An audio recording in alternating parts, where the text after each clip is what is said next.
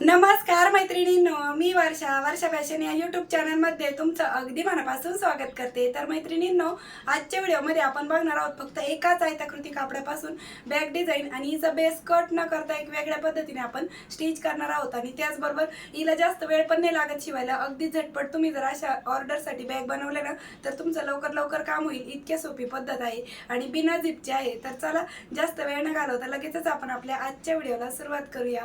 Video useful वाटला आवडला तर प्लीज प्लीज प्लीज व्हिडिओला लाईक करा आणि लाईक केल्यानंतर हाईपचे जे पॉइंट असतात ना ते पण देत चला। तर चला सुरू करूया आजच्या व्हिडिओला। तर मैत्रिणींनो, आजच्या आयडियासाठी आपण फक्त एवढं एकच आयताकृती पीस वापरणार आहोत। तर मी हा मेन फॅब्रिक आहे तो जरा वेळ साईडला ठेवते आणि इथे मी राईस बॅगचा वापर केलेला आहे। अस्तरसाठी एक नॉनची कापडी शॉपिंग बॅग आणि अस्तरसाठी एक कॉटनचा कपडा आहे तो पण मी ठेवून घेतलेला आहे। ठीक आहे, तर बघा 24 इंच आपण याची लांबी घेतलेली आहे आणि रुंदी घेतलेली आहे 11 इंच। 11 बाय 24 इंचाचा इथे आपल्याला एक आयताकृती पीस लागणार आहे। वरतून आपल्याला मेन फॅब्रिक ठेवून घ्यायचं आहे आणि यावरती आपल्याला तिरप्या टिपा मारून क्विल्टिंग करून घ्यायची आहे। तर इथे ठिकठिकाणी कडेकडेला मी अगोदर टाचणी लावून घेते, म्हणजे आपले तीनही फॅब्रिक आहे ते इकडे तिकडे सरकू नये त्यासाठी। आणि राईस बॅगपेक्षा मी मेन फॅब्रिक आणि अस्तर आहे ना तो अर्धा 1 इंच कपडा वाढवच घेतलेला असतो, म्हणजे आपल्याला क्विल्टिंग करताना तो कुठेही कमी वगैरे पडू नये त्यासाठी। आणि या पद्धतीने आपल्याला यावरती तिरप्या टिपा मारून घ्यायच्या आहेत। आणि ही क्विल्टिंग करताना मध्ये कपडा असा प्रेस करत पण राहायचा आहे, म्हणजे कुठेही चुन्या वगैरे किंवा अशी प्लेट्स वगैरे पडू नये याची काळजी घेतच आपल्याला ह्या क्विल्टिंगच्या तिरप्या टिपा आहेत त्या देऊन घ्यायच्या आहेत। आणि मध्ये येणारी टाचणी पण आपण काढून टाकूया लगेचच। ठीक आहे, तर या पद्धतीने पूर्ण क्विल्टिंग करून झाल्याच्या नंतर आता जेवढं एक्स्ट्राचं फॅब्रिक असेल ना राईस बॅगपेक्षा ते आपल्याला चारही बाजूने कट करून घ्यायचं आहे। ठीक आहे, या पद्धतीने। आणि परत चारही बाजूने आपल्याला टीप मारून घ्यायची आहे, कारण की आपण अगोदर नव्हती मारली त्यामुळे। तर या पद्धतीने आपलं एक क्विल्टिंग करून तयार झालेला आहे हा पार्ट। आता याचं परत एकदा माप मोजते। तर बघा 11 इंच रुंदी आणि 24 इंचच लांबी आहे, जी की मी सुरुवातीला सांगितली होती तुम्हाला तेवढीच आहे। ठीक आहे, आता त्यानंतर मैत्रिणींनो, तिकडनं रुंदीची साईड आहे ना तिकडनं आपल्याला पायपिंग करून घ्यायची। तर पायपिंगसाठी बघा मी इथे अशा पद्धतीचा कपडा आहे तो कट करून घेतलेला आहे। तर तुम्ही 2 इंच रुंदीची पट्टी इथे घेतली तरी पण चालणार आहे। आणि या पद्धतीने स्टिच करून घ्यायचे। आतल्या साईडने टर्न करताना बघा वरतून तिची अशी पायपिंग दिसेल, अशा पद्धतीनेच आपल्याला ती आतल्या साईडने डबल फोल्ड करून स्टिच करून घ्यायची आहे।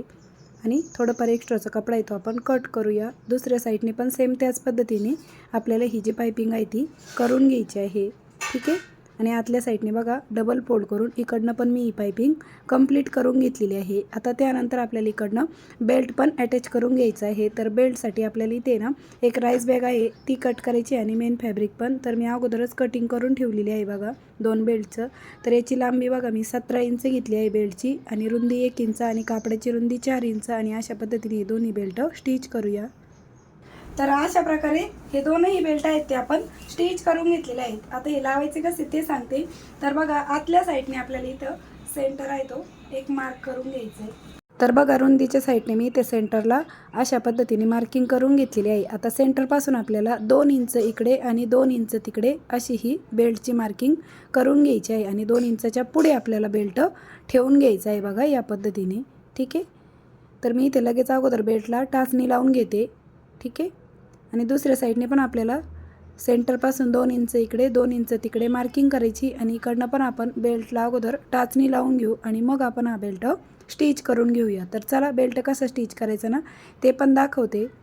तर बघा मशीन मागे पुढे करत खूप साऱ्या जास्तीच्या टिपा आपल्याला याच्यावरती देऊन घ्यायच्या आहेत, जेणेकरून बेल्ट आपला मजबूत राहावा त्यासाठी। आणि जितक्या जास्तीच्या टिपा देताल तुम्ही बेल्टवरती तितकी ती बॅग मजबूत आणि टिकाऊपणा तिचा वाढत असतो। आता दुसऱ्या साईडने पण आपल्याला अशाच पद्धतीने बेल्ट आहे तो स्टिच करून घ्यायचा आहे। तर चला मी स्टिच करते।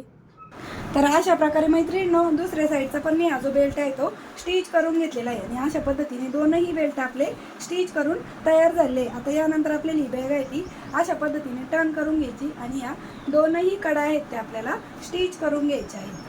आणि अशी बॅग बनवण्याची ही खूप सोपी पद्धत आहे। आणि अशा पद्धतीच्या बॅगी आहेत ना खूप लवकर पण शिवून होतात। तर बघा दोन्हीकडेला आहे ना आपण या पद्धतीने टीप मारून घेतलेली आहे. आता थोडंफार मागे पुढे किंवा एक्स्ट्राचं फॅब्रिक असेल ना ते आपल्याला कट करून घ्यायचं आहे आणि बॉटमच्या साईडने आपल्याला 1 इंचावरती मार्क करायचं आहे आणि हीच एक फोल्डिंगची ट्रिक आहे बघा. ठीक आहे, बेस कट न करता आपल्याला बॉटमचा बेस तयार करायचा आहे. आता 1 इंचावरती मार्क केलं, अशा पद्धतीने फोल्ड करायचं आहे. तर मी इथे एक लाईन ड्रॉ करते आणि बरोबर अशा पद्धतीने आपल्याला ही घडी आहे ती करून घ्यायची आणि दोन्हीकडेने स्टिच करून घ्यायचं आहे. आणि अशा पद्धतीने आपला बॉटमचा बेस आहे तो वेगळ्या पद्धतीने स्टिच करायचा कसा ते मी तुम्हाला ह्या व्हिडिओमध्ये दाखवलेलं आहे. अशा प्रकारे आपण ही बघा अशा पद्धतीने फोल्ड घडी आहे ती स्टिच करून घेतलेली आहे. म्हणजे कुठेही कट न देता आपण अशा पद्धतीने स्टिच करून घेतलेली आहे. आता ही बॅग आपल्याला राईट साईडला टर्न करून घ्यायची. तर व्यवस्थित याचा जो बॉटमचा बेस आहे ना तो पूर्णपणे या पद्धतीने बाहेर काढून घेतल्याच्या नंतर बघा बॉटमच्या साईडने ती या पद्धतीने दिसत आहे. ठीक आहे, तर इथे आता एक राऊंडचा आकार तयार झालेला आहे. आता जसं आपला राऊंड शेप आकार इथे तयार झाला आहे ना यावरतीच आपल्याला थोडीशी अगदी पाव इंचाचीच स्टिचिंग करायची. तर मी तुम्हाला इथे मार्किंग करून दाखवते अगोदर, म्हणजे जिथपर्यंत आपल्याला स्टिचिंग करायची आहे तिथपर्यंत. आणि या पद्धतीने आपल्याला बॉटमच्या साईडने स्टिचिंग आहे ती कंप्लीट करून घ्यायची आहे आणि अगदी फिनिशिंग सहित आणि खूप सुंदर अशी आपली ही बॅग डिझाईन आहे ती तयार होते. तर अशा प्रकारे आपण हा जो काही बॉटमचा बेस आहे तो बघा स्टिच करून घेतलेला आहे. आता आपला बॉटमचा बेस शिवून रेडीचा झालेला आहे बघा. 2 ते 2.25 इंचाचा आपला बॉटमचा बेस रेडी झालेला आहे. आणि या पद्धतीने आपली खूप सुंदर अशी एक बॅग डिझाईन आहे ती बनून तयार झाली बॉटमच्या साईडने बघा कुठेही कट न देता. तर अशा प्रकारे मैत्रिणींनो खूप सुंदर अशी आपली टिफिन बॅग म्हणून तुम्ही हिचा वापर करू शकता. बघा आता हिचं शिवून आहे ना तयार माप किती रेडी राहिलं ना ते पण तुम्हाला मोजून दाखवते. तर बघा हिची रुंदी आहे 10 इंच आणि उंची आहे 10.5 इंच, 10.5 बाय 10 इंचाची आहे. आणि बॉटमचा बेस आहे आपला 2 इंचाचा. तुम्हाला जर बॉटमचा बेस अजून मोठा पाहिजे असेल तर जी मी 1 इंचावरती फोल्ड घडी घेतली ती तुम्ही 2 इंचावरती अशी फोल्ड घडी घ्या, म्हणजे 4 इंचाचा तुमचा बॉटमचा बेस तयार होईल. तर तुम्हाला मी एक वेगळ्या पद्धतीची डिझाईन आहे ती या व्हिडिओमध्ये शेअर केलेली आहे. आणि आतल्या साईडने पण बघा अगदी फिनिशिंग सहित आपली ही जी बॅग आहे ती शिवून तयार झाली. एकही रुपया खर्च न करता घरच्या घरी तुम्ही अशा पद्धतीची बॅग डिझाईन आहे ती नक्कीच ट्राय करू शकता. विशेष म्हणजे बिना झिपची आहे.